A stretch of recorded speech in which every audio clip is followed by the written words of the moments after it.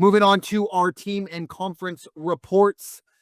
We're going to start with the Gonzaga Bulldogs and the West Coast Conference with Raider Jim. Mr. Martinez, the floor is yours.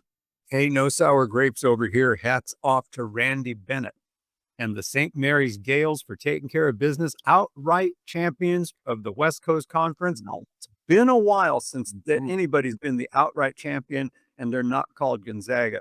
So congratulations to Coach Bennett and his boys. I mean, hey, they went into the Zags house, took care of business last Saturday, and it wasn't, there was never really a contest going on.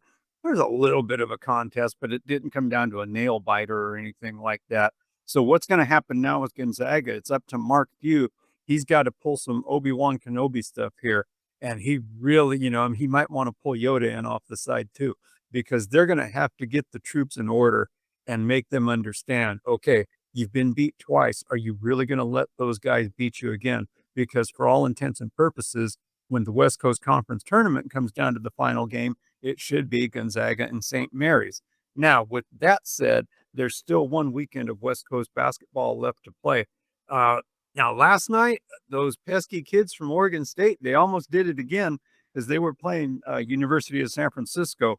San Francisco gets the win 74-72.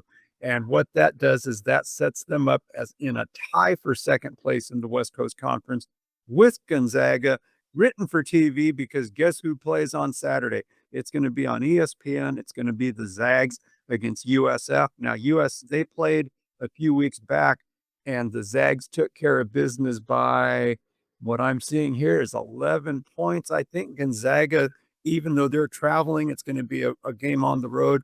Gonzaga knows what they have to do. They've got to take care of business.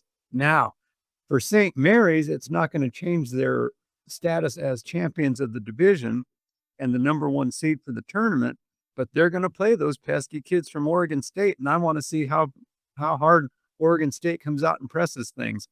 That's going to be a fantastic game. That's also taking place on Saturday, if I'm not mistaken. And then get ready, because 1 week from today, it is the start of the West Coast Conference tournament already. And then, they're going to have their play through the 11th, and we'll see what happens with that. But Ryan Nemhard, he's the senior, one of the backcourt guys. He's getting very close and will probably break the West Coast Conference record for all-time double-doubles, assists, and things like that. He's having a fantastic season.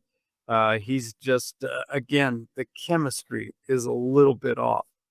But, you and I both agree, and along with other people who have opinions, when it comes down to March, you just need that chemistry for that 6 weeks. And a lot of upsets can happen come March, so we'll see what happens. I'm still going to take Zags in the West Coast Conference tournament, and let's see what happens this weekend. And nice to see that St. Mary's is going to get a bid one way or another, because they finally cracked through, and I think they got 23 this past week in the rankings. So good for them making it into the AP.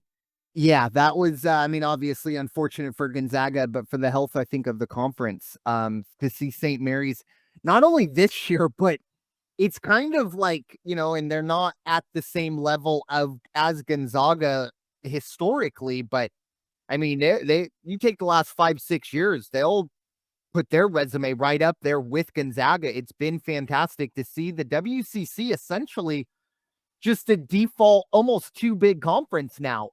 Because okay, and who knows, maybe a San Francisco or someone else can sneak in, and we see it being a 3-bid league. But I agree with you. I do think when it's all said and done, I assume WCC in Vegas again.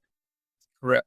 Yeah, so it'll probably be Gonzaga and St. Mary's, and I agree with you. I would put my money on Gonzaga. I think it would just mean a lot more to them, just because they're not going to want, and it's really hard to beat a good team 3 times. That's the old cliche, but it is very, very true. So